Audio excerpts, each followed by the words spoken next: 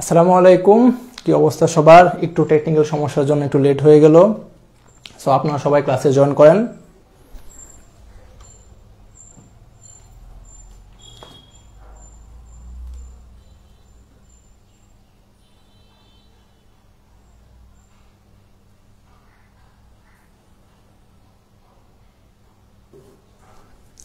আমার কথা ঠিকঠাক শোনা যাচ্ছে কিনা একটু কমেন্টে জানিয়ে দেন।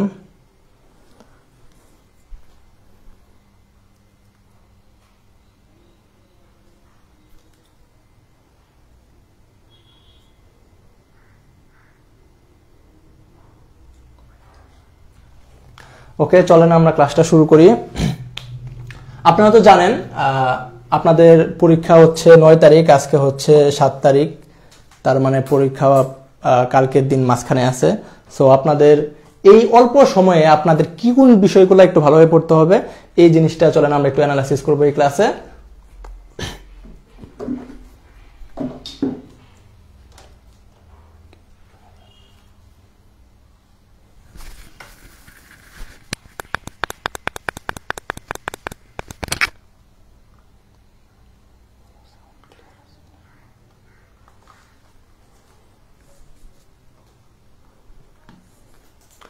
ওকে, দেখেন এখানে চ্যাপ্টার 1 থেকে একটা থেকে দুটা সিকিউ আসে, চ্যাপ্টার 2 থেকে একটা থেকে দুটা সিকিউ আসে, চ্যাপ্টার 3 থেকে দুটা থেকে তিনটা, তার মানে বুঝতেছেন তো চ্যাপ্টার 4 থেকে একটা থেকে দুইটা, চ্যাপ্টার 5 থেকে একটা থেকে দুইটা সিকিউ আসে।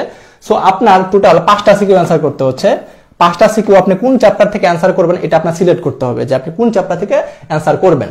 দেখেন সবচেয়ে বড় কথা হচ্ছে চ্যাপ্টার 5 থেকে পোলাপানের একটু কনফিউশন থাকে যে এই চ্যাপ্টারটা একটু কঠিন, এই চ্যাপ্টার থেকে মাঝে মধ্যে যেমন হচ্ছে যশোর বোর্ডে এমন একটা কোশ্চেন আসছিল যেটা হয়তো বা কলেজ লাইফে মানে কলেজের পোলাপান হয়তো বা একটু টাফ হয়ে যাবে আর কি এই চ্যাপ্টার 5 থেকে সিকিউ সলভ করা। সো এই ক্ষেত্রে যদি আপনার চ্যাপ্টার 5 আপনার জন্য টাফ হয়ে যায় তাহলে আপনার চেষ্টা করতে হবে এই 4টা চ্যাপ্টার থেকে 5টা সিকিউ সলভ করার জন্য আর কি। এর মধ্যে 1 আর 2 নাম্বার চ্যাপ্টার কিন্তু সহজ চ্যাপ্টার, যেখানে আপনি ইচ্ছা মতো লেখা যায়। চ্যাপ্টার 3 থেকে ট্রাই করবেন, চ্যাপ্টার 3 আর চ্যাপ্টার 4 থেকে ট্রাই করবেন যাতে আপনি সিকিউ অ্যান্সার করতে পারেন, তাইলে কিন্তু আপনি 5টা সিকিউ অ্যান্সার করতে পারবেন।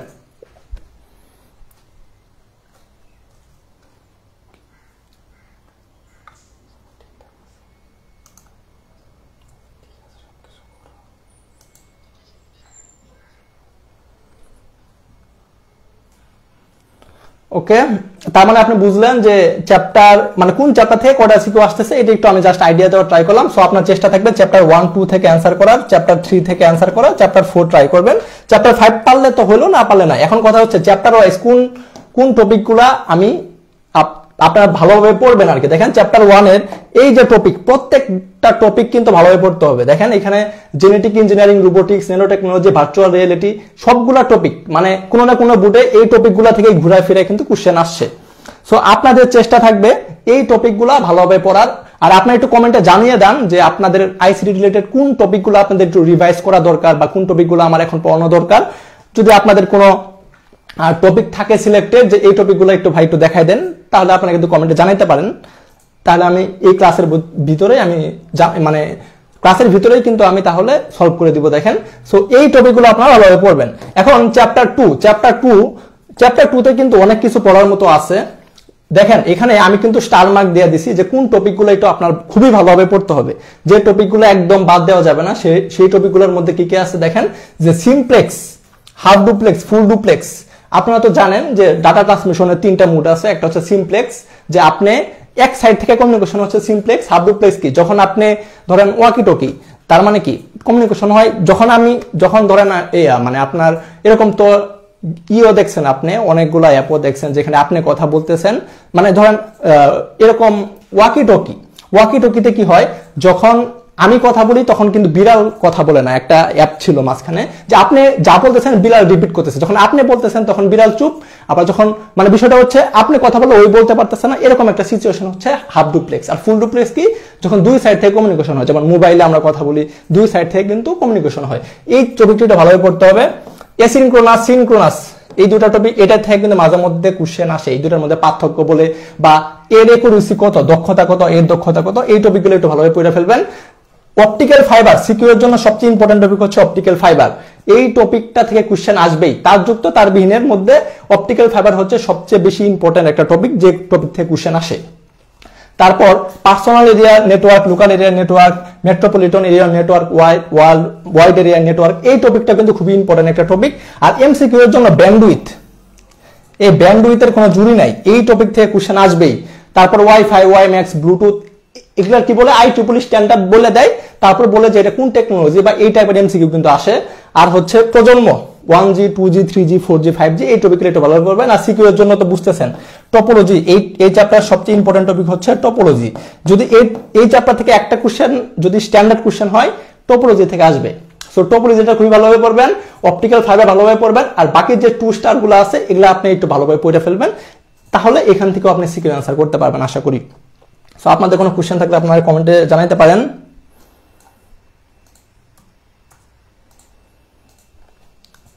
চ্যাপ্টার 3 কোন টপিকটা ভালোভাবে পড়বেন? চ্যাপ্টার 3 তো রূপান্তর। এই রূপান্তরের ক্ষেত্রে ক্যালকুলেটরের ব্যবহারটা কিন্তু খুবই ভালোভাবে জানতে হবে, যে ক্যালকুলেটরে কিভাবে অক্টাল থেকে বাইনারি নাই, এমসিকিউ এর ক্ষেত্রে টাইম সেভ করার জন্য আপনার ক্যালকুলেটরের রূপান্তরগুলো ভালোভাবে পারতে হবে। তারপর দুইয়ের পরিপূরক, এটা থেকে তো কোশ্চেন আসে যে বিয়োগ করতে বলে, সো দুইয়ের পরিপূরকের মাধ্যমে আমাদের বিয়োগ করতে হবে, এটা একটু ভালোভাবে পড়বেন। সকল গেটের বেসিক, যেমন হচ্ছে AND gate, OR gate, NOT gate, আর কি কি গেট আছে? ন্যান্ড গেট আছে, নর গেট আছে, আর কি এক্সঅর, আর একটা হচ্ছে এক্সনর। সবগুলা গেট সম্পর্কে ডিটেইলস একটু পড়ে ফেলবেন, সবগুলা ট্রুথ টেবিল পড়বেন। যেমন হচ্ছে এন্ড গেটের চিত্র কেমন, যে এরকম শেপ, মানে ডিটেইলসে এই সবগুলা গেটের বেসিক গুলা পড়ে ফেলবেন, কারণ মাঝে মধ্যে এরকম কোশ্চেন দেয়। আমরা কিছু সিকিউ দেখবো যে সিকিউ গুলাতে কি ট্রুথ টেবিল দিয়ে দিছে, বলছে এটা কোন গেট, এরকম টাইপের হইতেই পারে কোশ্চেন। আরেকটা হচ্ছে ন্যান্ড গেট, নর গেট, ইউনিভার্সাল গেট, যে ন্যান্ড গেট, নর গেট দিয়ে বাস্তবায়ন করো, এটা কিন্তু সিকিউ এর সবচেয়ে ওয়ান অফ দ্য ইম্পর্টেন্ট একটা টপিক, এই টপিকটা বাদ দেওয়া যাবে না। এনকোডার ডিকোডার, আপনার এনকোডার ডিকোডার থেকে দিনাজপুর বোর্ড 2019 সালে কোশ্চেন আসছিল, তার মানে এই টপিকটা কিন্তু খুবই ইম্পর্টেন্ট, এর ডিটেইলসে পড়ে ফেলতে হবে। আর যে টপিকটা খুবই ইম্পর্টেন্ট সেটা হচ্ছে হাফ অ্যাডার, ফুল অ্যাডার। তার মানে কি ফুল অ্যাডার বানাইতে হবে হাফ অ্যাডার দিয়ে। এই টপিকটা আপনি বাদ দিবেন না। এই 3 নাম্বার চ্যাপ্টার থেকে কয়েকটা টপিক যদি খুবই ভালোভাবে পড়তে হয়, এর মধ্যে হাফ অ্যাডার, ফুল অ্যাডার থাকবে, এনকোডার ডিকোডার থাকবে, আর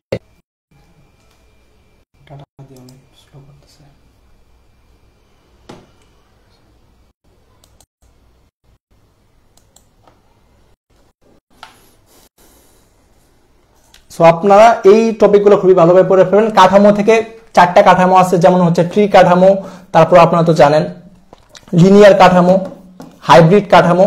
এই দুইটা সিনারিও দেয়া বলবে যে ট্রি কাঠামো না লিনিয়ার কাঠামো, কোনটা বেটার বা কোনটা ভালো, এই টাইপের কোশ্চেন মাঝে মধ্যে আসে। স্ট্যাটিক ভার্সেস ডাইনামিক ওয়েবসাইটের পার্থক্যটা তো খ নম্বরে আসবেই, এটা মোটামুটি আসে।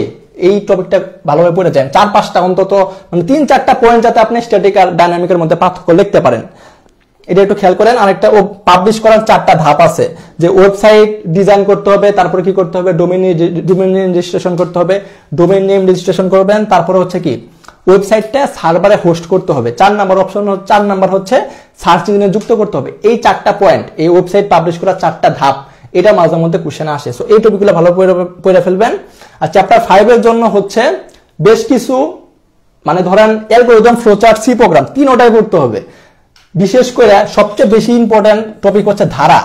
এই ধারা থেকে সিকিউ আসবেই। সো একটা ধারা দেয়া বলবে, এটা বলবে যে আপনার ফর লুপ দিয়ে করেন, অথবা হোয়াইল লুপ দিয়ে করেন, অথবা ডু হোয়াইল লুপ দিয়ে করেন, এই টাইপের কোশ্চেন আসে, সিকিউ কোশ্চেন আসে। আপনার লিপিয়ারটা ভালোভাবে পড়ে ফেলবেন।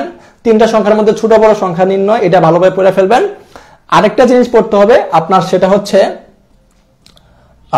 সেলসিয়াস থেকে যে তাপমাত্রা যে স্কেল আছে, যেমন হচ্ছে Celsius scale, Fahrenheit scale, Kelvin scale, এই সেলসিয়াস থেকে ফারেনহাইটে কেমনে নেবেন, এই টপিকটা একটু ভালোভাবে পড়ে ফেলবেন। আর হচ্ছে ইফ এলস এর কিছু কন্ডিশন আছে, যেমন একটা বোর্ডে ছিল যে একটা সংখ্যা 3 দ্বারা বিভাজ্য কিনা, এর সি প্রোগ্রাম লেখো। তার মানে এই যে 2 দ্বারা ভাগ করার সি প্রোগ্রাম, অথবা 3 দ্বারা ভাগ করার সি প্রোগ্রাম, অ্যালগরিদম, ফ্লোচার্ট, এই সবগুলা বিষয় পড়ে ফেলবেন। সো এই টপিকগুলো আপনি জোর দেন, এই টপিকগুলো ডিটেইলসে পড়ে ফেলেন। আই থিংক সিকিউতে আপনি 50 এই টপিকগুলোর ভিতর থেকে মেইনলি থাকবে। সো আপনাদের যদি কোনো টপিকে সমস্যা থাকে, এখানে যতগুলো টপিক লেখা আছে, সো কোনো সমস্যা থাকলে আপনারা একটু কমেন্টে জানান, আমি এখনই সলভ করে দিব। চলেন আমরা এমসিকিউ এর জন্য, তো সিকিউ এর অংশ গেল যে সিকিউ এর জন্য কোন কোন টপিক পড়বেন। এমসিকিউ এর জন্য কি করতে হবে দেখেন, যারা চ্যাপ্টার 5 থেকে অ্যান্সার করতে চান না, ধরেন আপনি চ্যাপ্টার 5 থেকে অ্যান্সার করতে চান না, তারপরেও এমসিকিউ এর জন্য যেহেতু 25টা এমসিকিউ আসে, সো 25টা এমসিকিউ, তো চ্যাপ্টার 5 থেকে কিন্তু এমসিকিউ থাকবে। সো আপনার ট্রাই করতে হবে যে আপনার চ্যাপ্টার 5 থেকে যদি আপনি অ্যান্সার করতে না চান, কিন্তু চ্যাপ্টার 5 এর এমসিকিউ গুলো যাতে আপনি পারেন। চলেন আমরা বেশ কিছু এমসিকিউ সলভ করব, মানে যে এমসিকিউ গুলো বারবার পরীক্ষায় আসে চ্যাপ্টার ওয়াইজ, যে এমসিকিউ গুলো একটু ভালোভাবে আপনি একটু দেখে যাবেন, সেই এমসিকিউ গুলো আমরা একটু সলভ করে চলেন। দেখেন এখানে একটা এমসিকিউ বলছে কি যে একটা সংখ্যার পরের সংখ্যা, এরকম এমসিকিউ আপনি প্রচুর পাবেন। সো এটার অ্যান্সার কি হবে আপনি একটু কমেন্টে জানান যে এটার অ্যান্সার কি হইতে পারে, আপনি একটু কমেন্টে জানান।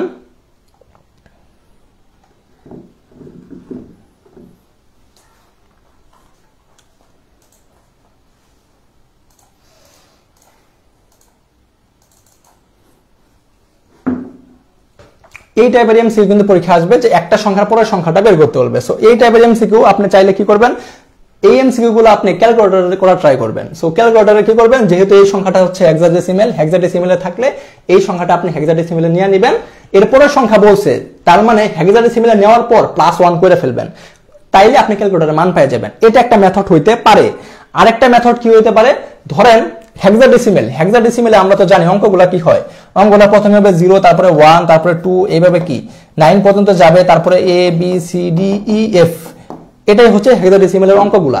এখন চিন্তা করেন আবার লিখবেন 0 1 2 3, এইভাবে কি 9 পর্যন্ত যাবে A B C D E F, same ভাবে আবার 0 1 2 3 4 এইভাবে লিখবেন 9 পর্যন্ত A B C D E F, এইভাবে তো যাচ্ছে। খেয়াল করেন প্রথম অঙ্কটা কি, প্রথম অঙ্কটা হচ্ছে 0, সবগুলা সামনে আপনি 0 দেন, 0 দিলে তো মানের কোনো চেঞ্জ হচ্ছে না, সবগুলা সামনে 0 দেন। তাহলে তার পরের অঙ্কটা কত, পরের অঙ্কটা হচ্ছে 1, সবগুলা সামনে দিবেন 1, সবগুলা সামনে দিবেন 1। তারপর দেখেন পরের অঙ্কটা কত, 2 হইলে সবগুলা সামনে দিবেন 2, এইভাবে সংখ্যাগুলা বাড়তেছে। তারপরে কি আসবে, সবগুলা সামনে আসবে 3। একটা জিনিস খেয়াল করছেন, ধরেন 1 এর পরের সংখ্যা কি হবে, 1 এর পরের সংখ্যা হবে 1b, তার মানে এর পরে আসবে b, কিন্তু সামনের অঙ্কটা কিন্তু চেঞ্জ হচ্ছে না। সামনের অঙ্ক কখন চেঞ্জ হবে, যখন f এর পরের সংখ্যাটা আসবে। f এর পরের সংখ্যা যদি হয়, f এর পরে কত আসা উচিত, f এর পরে আসা উচিত হচ্ছে 0, তখন এই 1 থেকে হয়ে যাবে তখন হবে 2। তার মানে f এর পরের সংখ্যা বললে এই সামনের অঙ্কটা চেঞ্জ হবে, তাছাড়া সামনের অঙ্ক চেঞ্জ হবে না। তাই সেম ভাবে একটু খেয়াল করেন, এমসিকিউটা যদি আমি করার ট্রাই করি, তাহলে খেয়াল করেন এখানে আছে কত 5a, 5 এর পরের সংখ্যাটা কি হবে, 5 এর পরের সংখ্যাটা কি হবে, তাহলে চিন্তা করেন এরপরে কি আসা উচিত, এরপরে আসা উচিত হচ্ছে b, তার মানে 5b হবে অ্যান্সার। সো গ নাম্বারটা কিন্তু হচ্ছে অ্যান্সার। যদি এখানে বলতো যে 5f এর পরের সংখ্যা কত, 5f এর পরের সংখ্যা কত, তাহলে কি হইতো, f এর পরে কত আসা উচিত, f এর পরে আসা উচিত হচ্ছে 0 আসলে সামনের অঙ্কটা 5 থাকবে না, তখন হয়ে যাবে 6। সো 5f এর পরের সংখ্যাটা হবে 60, এটা কিন্তু হেক্সাডেসিমেলে। সো এই টাইপের এমসিকিউ মাঝে মধ্যে আসে। সো আপনি চাইলে এমসিকিউটা কি করতে পারেন, আপনি চাইলে ক্যালকুলেটরও করতে পারেন।